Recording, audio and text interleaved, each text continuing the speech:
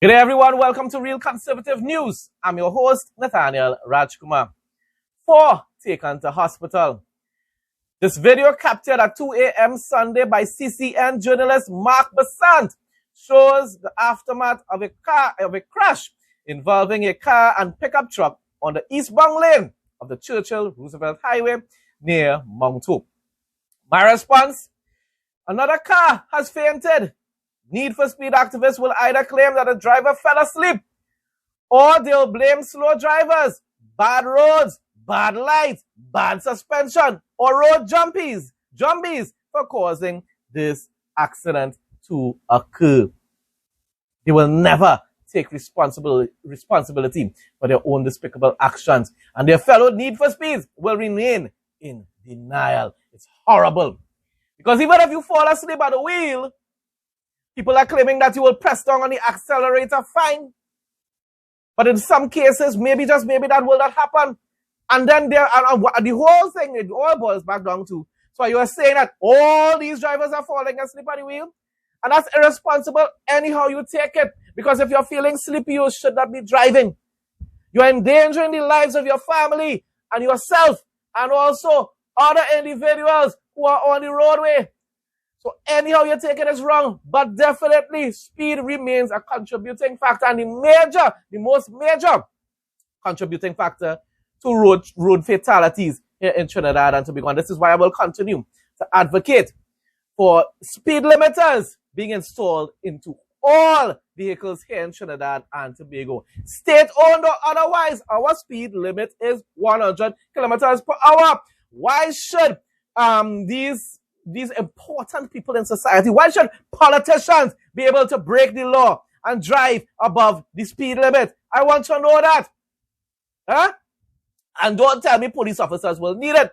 Because if we have speed limiters in all vehicles throughout the country, then you will not have to exceed 110 kilometers per hour in order to be able to capture a criminal. Yes. The thing about it is, as I said, put the speed limiter, set it at probably 110 kilometers per hour. If it is you want to give law enforcement, and probably another 10 kilometers, well, fine. Okay? So that they can be able to, drive faster than the criminal. If you want to give them that, okay, get them a blind, get them a 120. The law enforcement officers. But politicians shouldn't have that capability either. You understand? Because you're only breaking the law and exceeding the speed limit because you are trying to capture a criminal.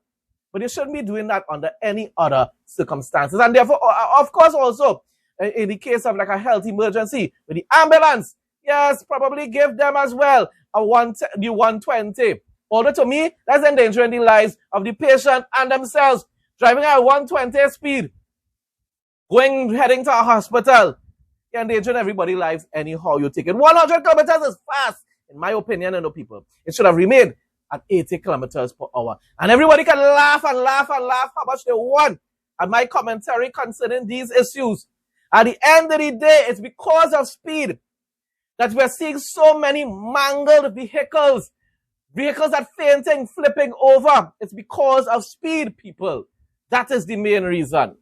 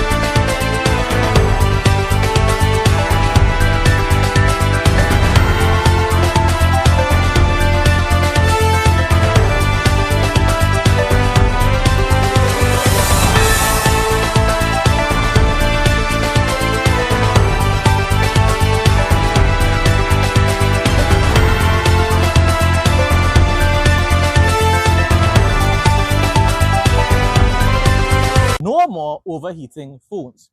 Cool your phones in seconds. Prevents damage to phones and battery issues. Better gaming experience and streaming. USB powered and fast charging. Lightweight and quiet. Ideal for kids and adults.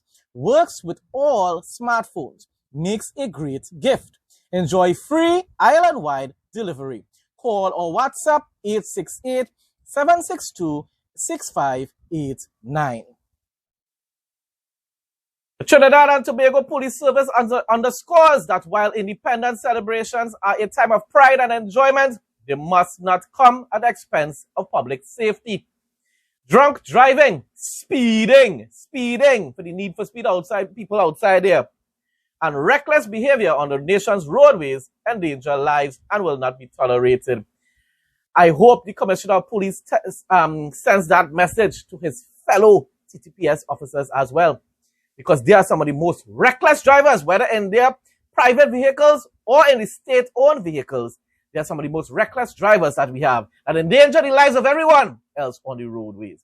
That's why, once again, I go back and say that for the speed limiters, probably give them a 120. I don't even know if that is necessary, but give them a 120. Anything more than that, they're endangering the lives of everyone else on the roadway. The public is strongly reminded to plan ahead and designate a sober driver if consuming alcohol. It's simple as that. Stop behaving as though you're heroes, thinking as though I can handle my stories. That's what we always say here in Trinidad and Tobago. Getting drunk and then saying, I go reach home, no worry, I go take my time. But by the time you start to drive, you're flying on the road, swerving like a madman. Obey posted speed limits and drive with caution. Because it's more than just obeying the speed limits, you have to drive with caution. Stop trying to overtake when there's no space to do so. The road is not clear. It angers me so much while I'm traveling. Many times these despicable taxi drivers boldly risk the lives of everybody in their vehicles because you're seeing traffic coming, you're seeing vehicles coming, and you're telling yourself you could make it in time because you so want to reach Arima as quickly as possible. So you overtake it even though you're seeing vehicles coming. But I'm telling you, sometimes I feel to just cuss and tell them, let me get out of the taxi one time. Seriously speaking, because it angers me. It is always a Russian roulette game for them, boy. It's disgusting. Wear seatbelts and ensure passengers do the same. Exercise patience and responsibility on the road. And that patient aspect of it goes back to the same thing. It goes back to the same thing. These taxi drivers especially, they're always speeding and always trying to overtake when they can't. And then everybody in the vehicles just had to hush the bar because them feel they're big and they're bad too. And they will cuss you. They will cuss you for telling them that they're endangering everybody else's life, Like bold face. Especially you see them Arima Grande, taxi drivers. Boy. The TTPS will maintain heightened visibility throughout the weekend with DUI exercises, mobile patrols, and roadblocks in all divisions to deter unsafe practices and reassure the public. Well, of course, it's the week now. We are now in the week. Today is a public holiday, Monday, but still, the TTPS needs to do that throughout the week as well. My response, although I gave a lot of responses here already, new laws should be legislated and adopted here in TNT to ensure that the need for speed culture ends and drivers are forced into compliance. It should be mandated that speed limiters are installed in all vehicles in order to pass inspection. This would prevent drivers from exceeding the maximum speed of 110 kilometers per hour, which is still above the speed limit, but might be necessary in cases of an emergency, a health emergency. New and even foreign used vehicles should have this life-saving device installed before it can be sold. This might sound like an outrageous solution, but I'm telling you people, it will save lives. It's going to prevent probably 75% or more of the accidents that occur on almost a daily basis in Trinidad and Tobago.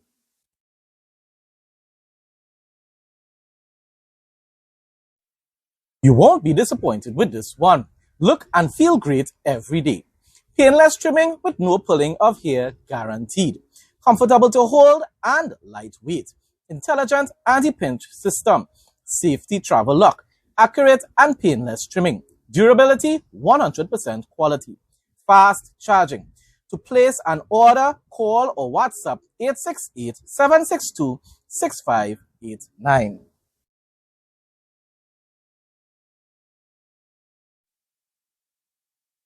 Man impaled and killed by steel rod after falling off ladder.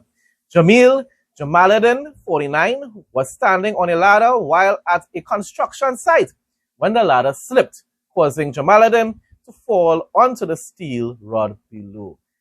Wow, you just have to probably wonder if all the safety measures were being followed while he was on that site, or on that site if the workers are following proper regulations. But nevertheless, that is very sad. That is tragic. Those kind of things are what you call freak accidents. He did not plan that. Most likely, he was not being, reckless or anything like that. Maybe they shouldn't have had that ladder right where a piece of iron is protruding. I don't know. Just in my opinion. I don't know. I'm just wondering. Maybe bend the steel or something like that. I don't know. Condolences to the family. That's truly tragic. 2 state SUVs were damaged in a minor accident along the Audrey-Jeffer Highway foreshore on Saturday morning. Around 8:45 a.m., police officers attached to the CID CRO were on escort duty. I wonder who they were escorting by. Traveling east in convoy formation, probably some politician.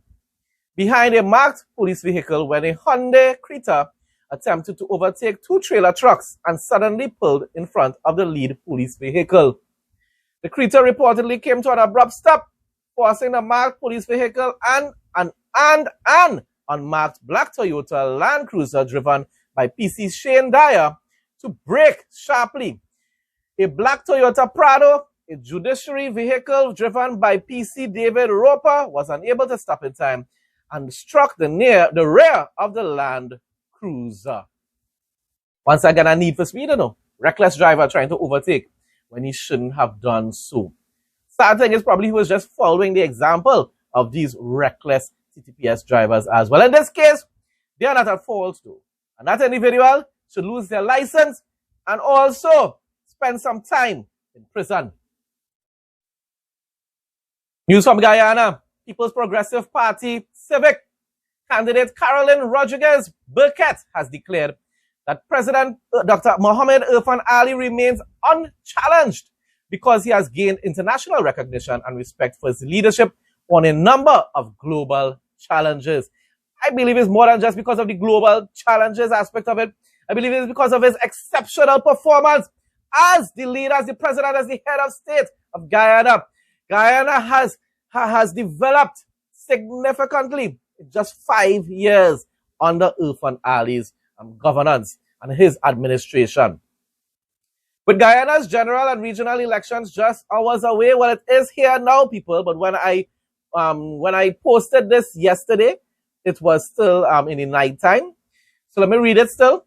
With Guyana's general and regional elections, today I will put it instead. President Dr. Irfan Ali has issued a national appeal urging citizens, especially political leaders and candidates, to uphold peace and maintain order, law and order, as the country heads to the polls.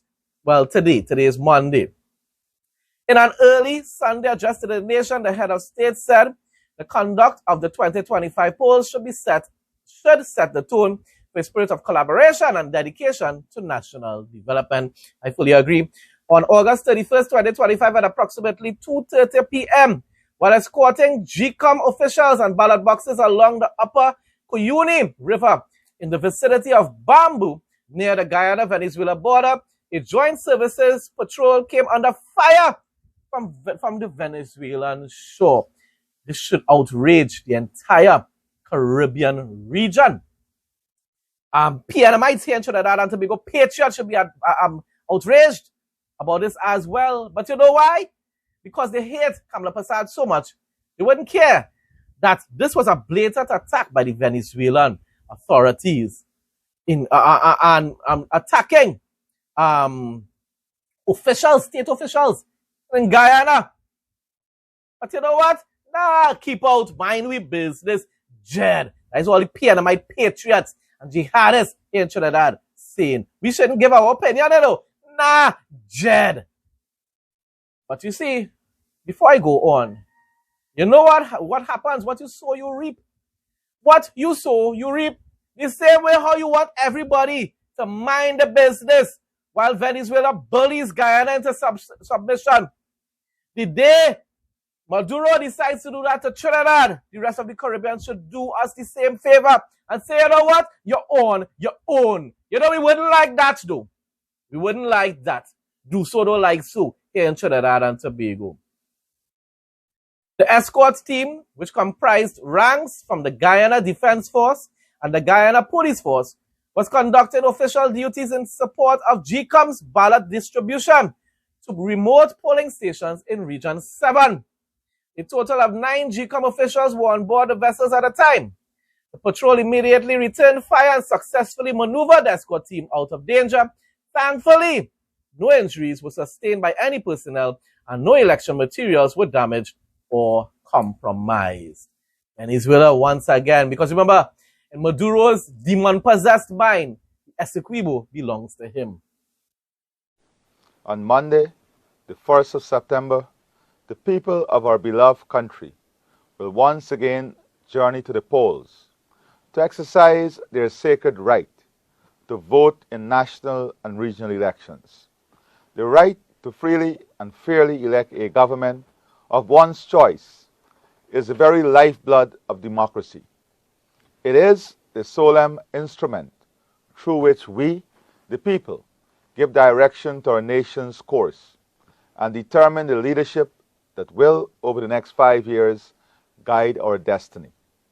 This right to elect our government and representatives of our National Assembly and regional democratic councils was not handed down without cost.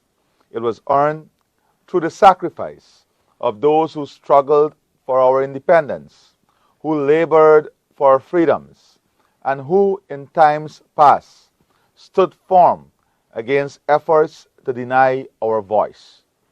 To neglect this right is to dishonor their sacrifice. To surrender it carelessly is to imperil our sovereignty. Therefore, I urge every Guyanese, wherever you reside, whomever you support, whatever your station in life, to go forth on Monday and cast your ballot. Do so with confidence, do so with dignity, and do so in a manner befitting a proud and free people. Vote free from fear. Vote free from intimidation. Vote with assurance that your choice is yours alone, and that the right of your neighbor to make his or her choice is to be respected as zealously as your own. It is our solemn duty to respect each other's choice, but even more so, to respect the collective will of the people. Elections should not be a contest to divide us, but a mechanism to unify us under the banner of democratic sovereignty. When the ballots are counted and the results declared, let us not allow bitterness, enmity, or disappointment to stain the process. Let us not allow divisiveness, hatred, or suspicion to corrode the bonds of fraternity that binds us as one nation. Instead, let peace and good order characterize these elections, as they must characterize the life of our republic. And when the results are known, and the nation turns its face towards the future, we must be prepared to set aside narrow partisan differences and join hands in the service of the common good. The conduct of these elections must set the tone for what is to follow: a spirit of collaboration, a willingness to compromise, a dedication to national development, and a renewed commitment to the unity and harmony of our people. The elections are not an end in themselves. They represent a beginning for collective action to advance Guyana's promise. Our law enforcement agencies have assured us that they stand vigilant, ready to safeguard the peace and to preserve order, They have pledged to respond firmly and condignly to any threat of disruption. And I have every confidence in their capacity to secure the stability of our land. Yet, I submit that the greater responsibility lies not with them, but with us, all of us. Peace will prevail not because it is enforced, but because it is embraced. I therefore appeal to every citizen, and particularly to our political leaders and activists, to act responsibly in word and deed. Let us avoid inflammatory rhetoric. Let us respect the rules of the electoral process. Let us temper our passion and allow good sense and decency to guide our actions. The eyes of the world are upon us. But more importantly, the hopes of our children are vested in us. Let us not disappoint them. Let us give them the example of a people who can disagree without discord, who can contest without contempt, and who can choose without chaos. I urge that through our actions, we ensure that these elections are peaceful and orderly, that our democracy once more prevails with honor, and that our motherland emerge stronger and more united. May God bless our people, safeguard our democracy, and guide our beloved Guyana. I thank you. News from Grenada. The Royal Grenada Police Force has become aware of the information currently in circulation on social media stating that the RGPF, in conjunction with the government of Grenada, is requesting selected nominated members of the police force attending overseas courses to accept a reduced subsistence.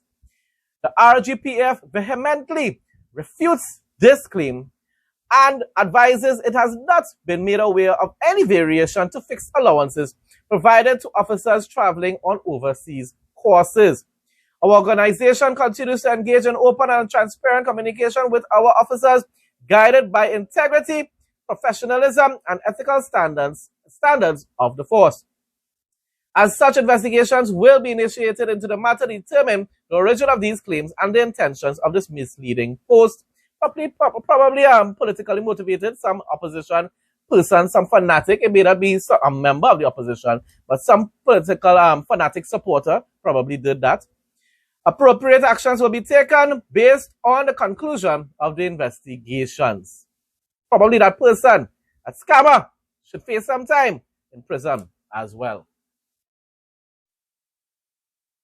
News from Jamaica. A mentally ill Manchester man who allegedly attacked a member of a police party with a machete has succumbed to gunshot injuries received during the incident. Well, why it is you want to go and attack the police and them with your weapon? It is a deadly weapon, people, and therefore they had all rights to neutralize the suspect or the attacker. The deceased has been identified as 36-year-old Reynard Smalling of Ellen Street District, Manchester. Reports are that at 11 a.m. Saturday, the police responded to a report of a disturbance in the community and accosted Smalling, who is said to be of unsound mind. Yeah, that doesn't give the excuse to be acting in a violent manner. On the brink of the new school year, Vince Williams, principal of Tulloch Primary in Boardwalk, St. Catherine, is anxious as the institution is not fully prepared to welcome its students. I wonder why. I wonder who is in charge of Jamaica. Tribals in Jamaica. The amount of racist comments on Jamaica Gleaner I witnessed last night. I'm telling you, the current party that is in power has members that are obsessed with race. It's disgusting to read. They're anti-Semitic and anti-Zionist as well. While acknowledging that the school is in a far better state than last year when it struggled with rat and termite infestation, my goodness, he highlighted lingering infrastructural problems such as a collapsing ceiling. That's significant. That's significant. You're doing a journalist and unsuitable windows, which he said public health inspectors have already flagged for attention. But when the tribals in that party tell and said, no, we don't want Golding because Golding is a white man, Jed. We don't want that. Nah, we sticking to we own song. They just like Pianamites here in Trinidad Tobago. The Ministry of Labor and Social Security has advised that the payment of National Insurance Scheme benefit arrears for some pensioners have been delayed this month in Jamaica again. Andrew, we're doing, boy. All this due to unforeseen technical challenges beyond the ministry's control. Something like Pianama telling you, really, you know? Hey, boy. Pianama's our next brother. Yes. He has the PNC, I believe it is, in Guyana. And I think it's JLP, is Andrew Holness party in Jamaica. The issue affects payments that should have been made on August 30th to pensioners receiving funds by direct deposit. And a lot of those tribal senior citizens most likely still go and vote for the precious Andrew Holness because they want a white man to rule over them. And Jed, amen. International news. Former New York City Mayor Rudy Giuliani, 81, was seriously injured in a car crash. One of the best mayors of New York City, I would say, was seriously injured in a car crash after helping a domestic violence victim in New Hampshire. His spokesman said, wow, boy, you're doing good for others and Satan just come out of nowhere and try to take your life. He's recovering with a fractured vertebrae and lacerations. I hope and pray that he recovers fully in Jesus' name. A flotilla carrying activist Greta Thunberg, that pest. No other term to describe it, a pest. And others are far-left, radical, anti-Semitic, anti-Zionist pests. And others departed from Barcelona for the Gaza Strip on Sunday with so-called humanitarian aid on board. The global summer flotilla will try to break the Israeli blockade of the Palestinian territory and bring humanitarian aid, food, water, and medicine to Gaza as Israel steps up its offensive in Gaza City. It has the Gaza humanitarian fund. I can't remember the proper term for it, but it's American-backed. It's a humanitarian aid organization that is safely provided humanitarian aid for the citizens of Gaza. But as woke, far-left, radical is not there for really to help the people. It's just to make herself even more famous and also to show her support to the radical jihadist terrorists like Hamas. That's what's really going on there, people. My response, Israel should imprison Greta this time because just about a month or a couple of months ago that she tried the same stunt. And the IDF, or I'm not sure if it's the IDF or what other military branch of the Israeli forces in America, in Israel did, but they boarded the vessel, gave them food to eat, nice bread, sandwiches to eat, and then of course escorted them off of the vessel and deported them. This time around, second attempt, people, I find she should make some time in prison in Israel. No more overheating phones. Cool your phones in seconds. Prevents damage to phones and battery issues. Better gaming experience and streaming. USB powered and fast charging. Lightweight and quiet. Ideal for kids and adults. Works with all smartphones. Makes a great gift. Enjoy free island-wide delivery. Call or WhatsApp 868-762-6589. Some more international news. A hiker in Japan was found dead on Friday after a brown bear reportedly attacked and dragged him into the bushes.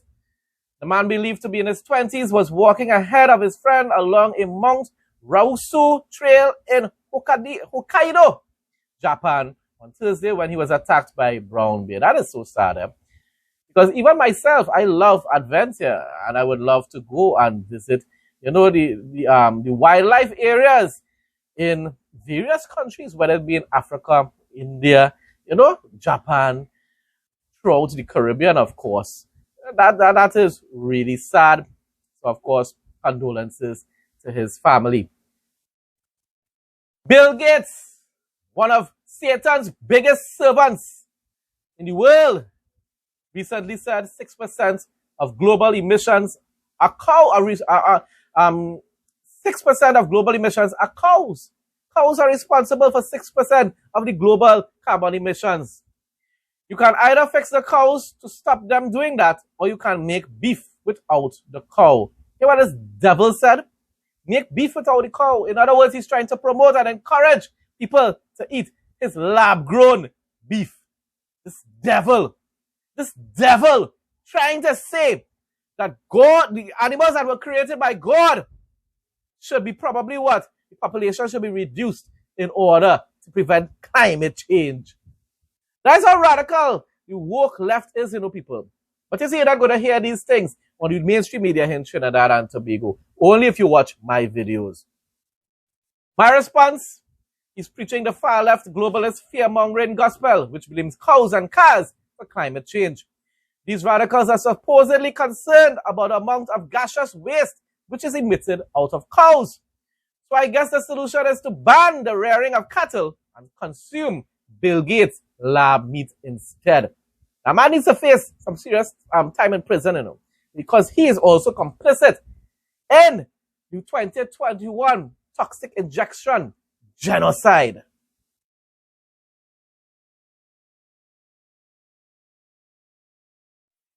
You won't be disappointed with this one. Look and feel great every day. Painless trimming with no pulling of hair guaranteed. Comfortable to hold and lightweight. Intelligent anti-pinch system. Safety travel lock. Accurate and painless trimming. Durability 100% quality. Fast charging. To place an order, call or WhatsApp 868-762-6589.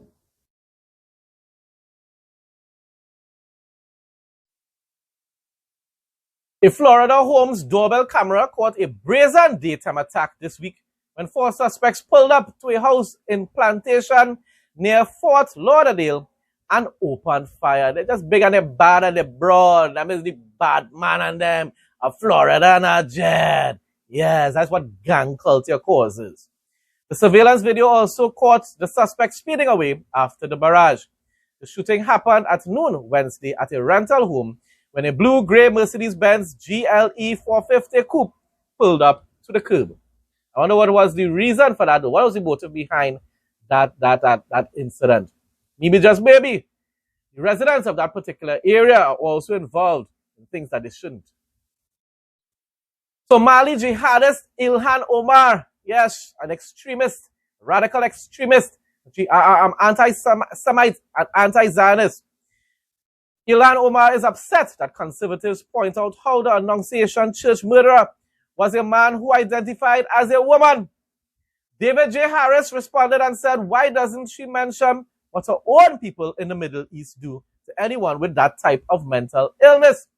My response was, this radical jihadist who pretends to be a supporter of the alphabet soup should be deported immediately. There must be a way to be able to do that, even though she's a politician in America, and even though she has been living in America for a long space of time, must be something could be done.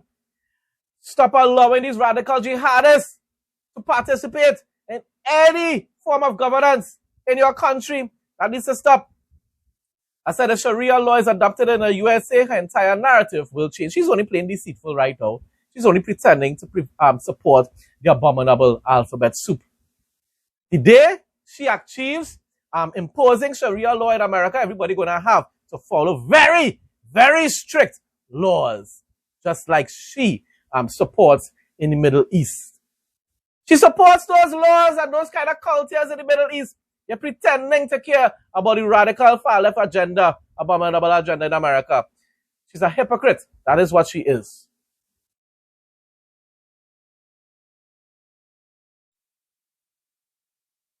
A powerful earthquake of magnitude 6.0 on the Richter scale struck southern Afghanistan on Monday.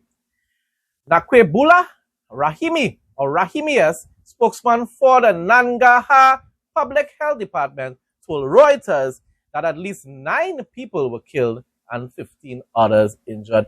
Probably by now, those numbers have increased.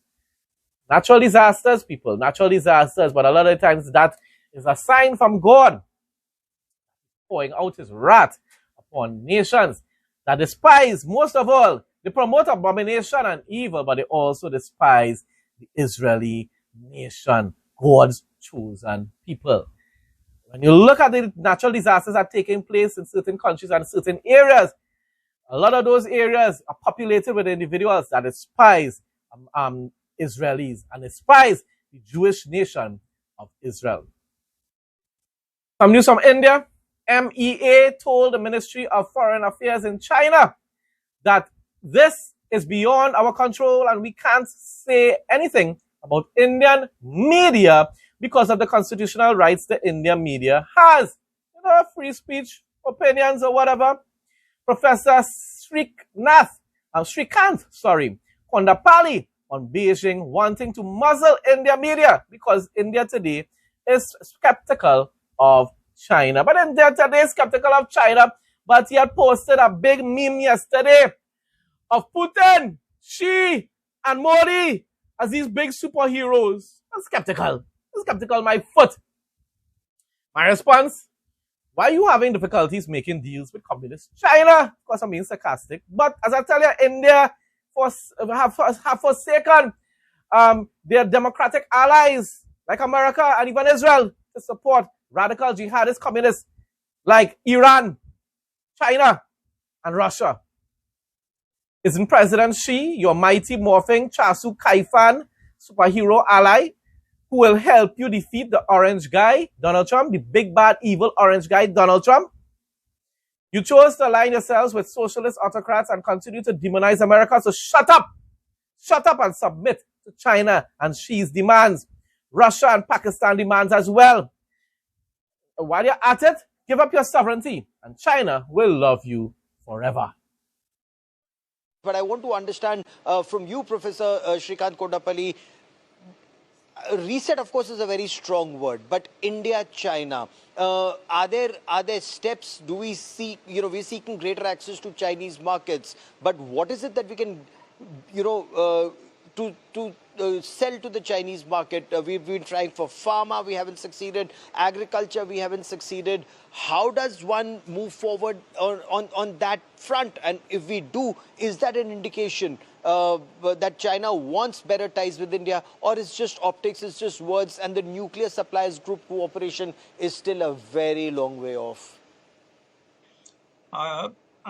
Yes, I think many of these issues have not been discussed. The NSG, the Security Council membership, because China is the only P5 member which had not endorsed the Indian candidature in the Security Council. They did implicitly, but not so explicitly. There are other issues that China has not agreed to. So this is part of the pressure that China can exert and seeking some kind of concessions from India, and India refusing to concede on many issues to China, and hence probably we'll see that stalemate continuing on those issues. But in terms of what India can sell to China, President Pratibha Patil, in her visit to China in 2010, 15 years ago, she mentioned 4 areas that could be that both the countries can focus on. One is opening up the Chinese market. As you mentioned, can pharmaceutical software or other products can be sold to China or not? And China did agree, but they did not process some of those suggestions at that time. Secondly, President Patil mentioned about the Chinese investments in India, which stands today at about $8 billion for an economy of $18 trillion. So that is a main area. President Xi Jinping, during his visit to Delhi in September 2014, mentioned about $20 billion investment, but that has not really happened even $20 billion, yes. And thirdly, exploring third markets. That has also not happened in regard to both the. But the larger issue that I wanted to say was that during this meeting, the 50-minute meeting between the two leaders, there is no mention of the previous conditionalities that China imposed on India. For example, after 1962 border clashes in 76, when we normalized relations, China had mentioned 3 conditions. One, India should accept Taiwan as part of China. one China policy. Second, that Indian government should not say China is a threat. And thirdly, the Indian media, like the India Today, is skeptical of China, and so they need to be muzzled. On that last issue, the MEA told the Ministry of Foreign Affairs in China that this is beyond our control, and we cannot say anything about the Indian media because of the constitutional rights that the Indian media has. On the second issue, Indian government has not mentioned so far. The Ministry of Defense annual reports or the MEA annual reports doesn't mention China as a threat in explicit terms. They mention challenge, they use other words, but it is not mentioned.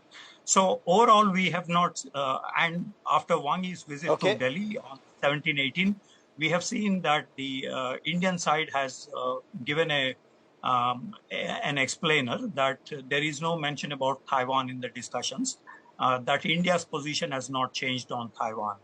So these three issues have not come about in the discussions between the two, which indicates that there is some progress actually, that they are not insisting on some conditionalities, and the bilateral relations are moving forward. Folks, that brings us to the end of today's news report. Thanks again to everyone who continues to support my content. Please like, comment, share. You may not agree with everything that I say at all times, but still, give your comments. I'm not deleting any comments. The only thing that I remove from my content is anything that pertains to anti-Semitism, anti-Zionism. Stay blessed and stay safe most of all, in Jesus' name.